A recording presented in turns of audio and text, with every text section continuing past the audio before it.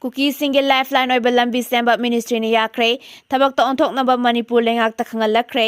Kuki sing na kangpokpida chatharamba economic blockade khudakta gi handokre Foothills Naga Coordination Committee FNCC ga ngarang wari sanabada Manipur gi Home Commissioner and Asok Kumar na German Road natraga Tiger Road na singba sembagi ayaba lengak na pikiba leite haina thazaba pibadagi lambi adu chatharamba ban handokraba matungda lambi adu semgadabani haina ministry mana Manipur lengakta irakpa cherol ama social media da viral oirakle Ministry of Development of North-Eastern Region donor na de Manipur gi singi sarukta lambi semanabagi matangda Manipur lengakta tharakkiba cherol adu August taruktani donor ministry joint director paosingna mung tanglut na Manipur lengakki chief secretary da aiba cherol ama tharaktuna Kuki NP Manipur gi apambagi matung inna singi area da fawnaba yaba lambi ama semanabagi matangda khanghalakibani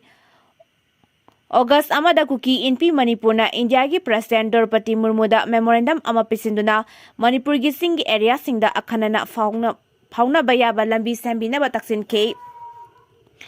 Kumja lisingani ga kulumdoi gi me ahumdagi hauna Manipur da kanglup ki hana sunaba thodok sing leptona tholakkiba maramna Kuki purup ki miyoi sing chathokasin tawbada chauna kudongsa daba mayoknaba maramna singi area da akhanana Fauna bayaba lambi ama semgat pagi tangai fadaba lay hainasu Kuki NP Manipur na India gi President taksin ke Ministry na tharak liba cherol adubu Kuki singi lifeline ni hyriba lambi asidi naga sing na paliba German Road Tiger Road haibasina tana leite masimangna state government ka central government ki marakta pau fauna daba manba phipam ama sengale natragana naga singi asawa fatana ba lambi semigi ayaba piroi haibana chingba phongdokpra haibase haujiksu wahang ama oirakle Amaromda naga singna namna khundaba mafamda German Road Tiger Road haina mingthonba lambi samjilakpa amasung suspension of operation da leiriba Kuki militant singi designated camp sajilapagi mayokta FNCC na Kuki sing changhandana bagi matangda kaukiba banga mari leinana ngarang Manipur gi Home Commissioner ga wari sanakibada state lengangna asiguma makhlgi lambi semnabagi ayaba pikiba leite haina phongdokpa laikhrabani Karigumba logi wangmada asiguma makhlgi lambi semlaba tarabadi mathau taba action lokhatkani haina nakal anina yanaba purakhe Su agreement amasung designated camp ki matangda naga singi pukningda faungriba nungnangba pumnamak kokhanaba set lengangna atuba matamda center ga tanaduna matik saba thaurang lokhalagani haina su nakal anina yanaba purakhe singmai koksoktuna popi pambi thajilakpagi matangda set lengangna war on drug lakthoktuna popi thabagi thabakta chenariba miyoising narcotic drug and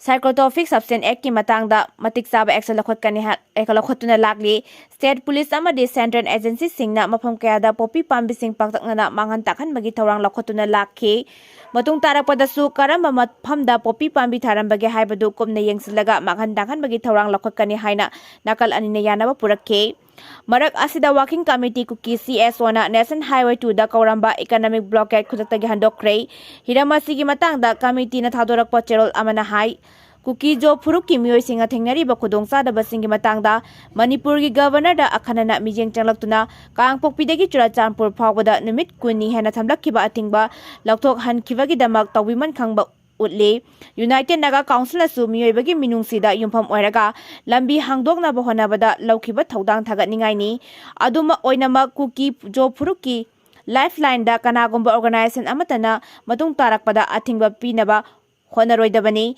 hiramasigi matangda Kuki jo phuruki miyoisingna matam punamakta lambi paring asida ayet apan pirakpada mayok nanaba sem saduna lei haina su cherol asina phungdorakle